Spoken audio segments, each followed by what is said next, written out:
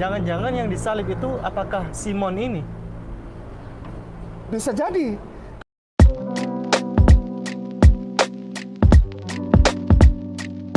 Assalamualaikum, selamat datang kembali di channel ini. Balik lagi dengan saya Luis Prasetyo di sini. Terima kasih teman-teman untuk terus mengikuti channel ini. Kali ini kita akan bahas lagi soal Kainama, yang mana dia menjadi bikin susah lagi mualaf-mualaf yang lain. Karena apa? Keplimplanannya, ketidakjelasannya, dan kali ini dia membahas tentang Yesus Kristus dan dia nggak jelas lagi, coy. Ya, kita akan lihat kelucuan-kelucuan dari para mualaf ini dan kita nonton videonya. Siapa orang yang menggantikan beliau? Namanya Yad Iskarah. Namanya Yehuda Iskariot. Lalu siapa yang disalib itu? Walakin syubbiha lahum. Ada orang yang diserupakan namanya, dia adalah Yudas Iskariot. Jangan-jangan yang disalib itu apakah Simon ini? Bisa jadi. Siapa orang yang menggantikan beliau? Namanya Yad Iskarah. Namanya Yehuda Iskariot. Lalu siapa yang disalib itu? Walakin syubbiha lahum. Ada orang yang diserupakan namanya, dia adalah Yudas Iskariot. Jangan-jangan yang disalib itu apakah Simon ini? Bisa jadi. Kainama buat ulah lagi dan teman-temannya. Jadi di situ Kainama mengatakan bahwa yang disalibkan itu bukan Yesus, tapi yang disalibkan adalah Yad Askarah. Wih, keren ya. Supaya kelihatan Ibrani dikit gitu kan, ngomong Yad Askarah. Yehuda Iskarah, padahal Yudas Iskariot. Susah amat ngomong Yudas Iskariot.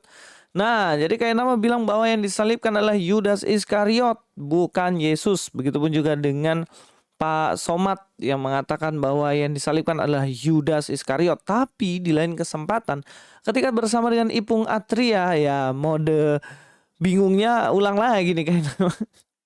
Setelah sebelumnya, ya kita tahu ya video yang sudah kita bahas, dia bantai sendiri temannya, Pak Ipung. Dan sekarang dia mengatakan bahwa apakah mungkin bahwa yang disalibkan ini sebenarnya yang diserupakan adalah Simon dari Kirene? Dan ia mengatakan, ya bisa jadi lah. Piye toki angel. Kok bisa berubah? Sebenarnya siapa? Apakah Yudas Iskariot atau Simon Kirene pakai nama? Tolong diperjelas. Kalau di dalam Kristen ya sudah jelas bahwa yang disalibkan Yudas Iskariot. Dari 2000 tahun lalu sampai detik ini gak berubah. Yang namanya Yudas Iskariot itu bukan yang disalibkan. Ini murid Yesus yang nanti akan mati. Dan kita akan bahas soal kematiannya apa. Tetapi ini gak jelas. Bukan Yesus, tapi katanya Yudas Iskariot. Dan bahkan katanya Simon Kirene. Dan bahkan ada yang gak yakin siapa karena diserupakan dengan Yesus katanya. Wah, kok gak pasti? Dalam Kristen sendiri ini jelas-jelas pasti dan dibuktikan secara sejarah bahwa yang disalibkan itu adalah Yesus Kristus. Itu ada buktinya sejarah banyak banget. Tidak hanya dari literatur Kristen, bahkan dari literatur Yahudi pun ada. Jadi 1000% itu ada. Lalu kenapa kok bisa ada pandangan bahwa ada yang diserupakan dan itu bukan Yesus yang disalibkan tetapi diserupakan? Ya karena itu sebenarnya ada aliran yang bernama doketisme. Nah teman-teman yang nggak tahu apa itu doketisme, cari saja langsung di internet, ketik di situ doketisme itu apa. Nah pengaruh aliran ini sudah ada di abad mula-mula ya, sebelum bahkan agamanya Pak Kainama yang sekarang ada, pandangan ini sudah ada. Apa itu doketisme? Doketisme itu adalah sebuah aliran yang menunjukkan bahwa Yesus itu tidak benar-benar manusia. Loh, kenapa kok bisa Yesus tidak benar-benar manusia? Lalu ketika dia inkarnasi menjadi manusia itu sebenarnya apa?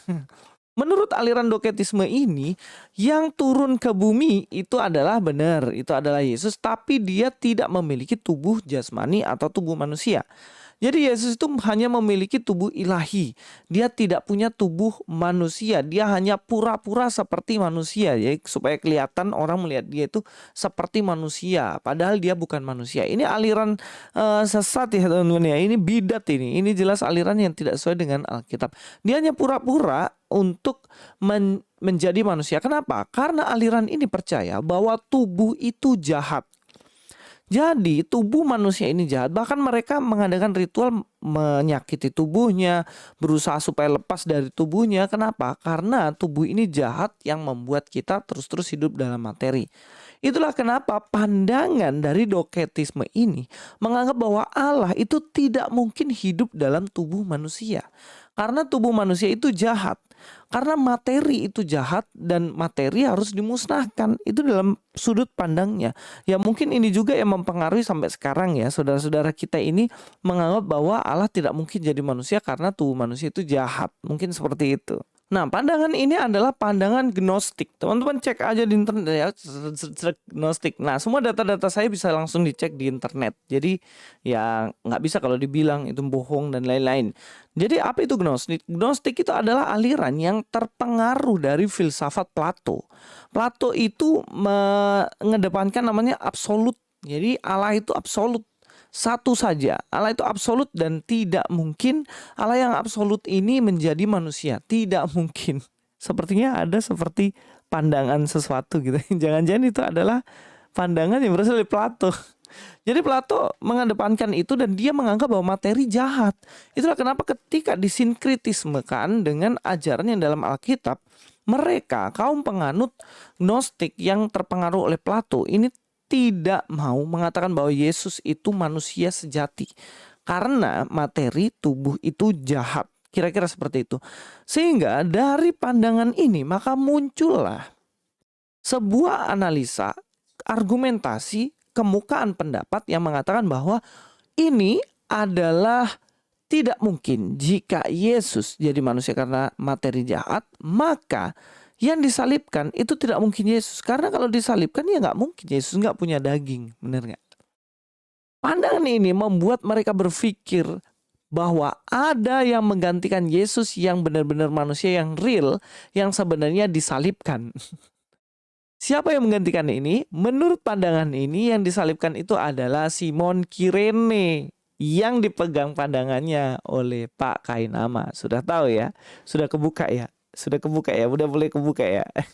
Jadi baik Kainama, Ustadz Abdul Somad maupun Ipung Atria, sebenarnya mereka bukan penganut Kristen sebelumnya. Mereka percaya doketisme ini, aliran yang 2000 tahun lebih lalu itu sudah dianggap bidat. Nah, makanya kenapa mereka ini kadang-kadang merasa pintar, merasa diri pintar. Apa ya? Lebih ke narsisme gitu ya.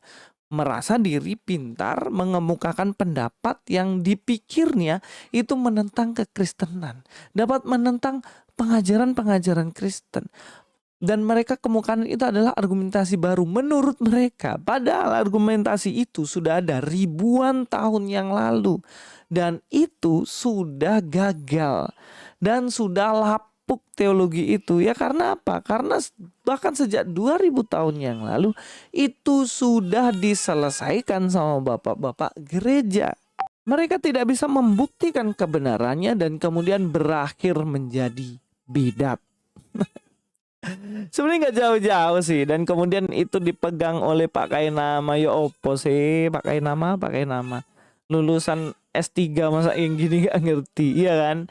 Nah, apakah benar Yudas itu yang disalibkan? Jelas ini salah kaprah. Kenapa? Karena Alkitab membuktikan bahwa di dalam kisah dari Yudas sendiri, itu Yudas sebenarnya mati bunuh diri, bukan disalibkan. Kita cek Alkitabnya. Kalau kita lihat dalam Matius 27 ayat yang kelima, dikatakan maka ia pun melemparkan uang perak ke dalam bait suci lalu pergi di situ dan menggantung dirinya. Nah, kata menggantung dirinya ini jelas menunjukkan bahwa Yudas matinya bukan disalib, tetapi bunuh diri, gantung diri, begitu ya. Karena dia merasa bersalah, mungkin dia merasa, waduh saya sudah salah ini, saya gantung Tuhan ini, saya judi bertaruh supaya saya dapat uang, Yesus menyelamatkan diri, malah dia disalibkan, nah dia menggantung diri, ya kan? Itu jelas bahwa dia matinya bukan disalib. Bahkan yang kedua, kalau kita lihat dalam Kisah Para Rasul 1 ayat 18 ya. Yudas ini membeli sebidang tanah dengan upah kejahatannya, lalu ia jatuh tertelungkup dan perutnya terbelah sehingga semua isi perutnya tertumpah keluar. Di dalam di dalam Kisah Para Rasul juga ternyata terbukti di sini bahwa yang matinya Yudas itu jatuh, tertelungkup ya, dan kemudian isi perutnya tertumpah. Lah kok bisa? Katanya gantung diri. Lah ini kok jatuh? Oke, gini logikanya agak main dikit ya. Kalau orang bunuh diri, kemudian dibiarin, kemudian kan pasti membusuk. Begitu membusuk, ya kemudian jatuh badannya, kemudian jatuh, ya perutnya bisa pecah dan terbongkar. Iya nggak? Nah sebenarnya dua kisah ini tidak bertentangan, cuman saling melengkapi saja. Tapi jelas sejarah membuktikan Yudas dia tidak menggantikan Yesus di kayu salib, tapi dia bunuh diri. Logikanya kalau Yudas menggantikan Yesus di kayu salib, lalu siapa yang bunuh diri ini? Apakah Yesus yang diserupakan jadi Yudas? Mikir Cak Lontong bilang, ya kan? Oke, itu saja dari saya, Luis Prastio sini. God be with you all.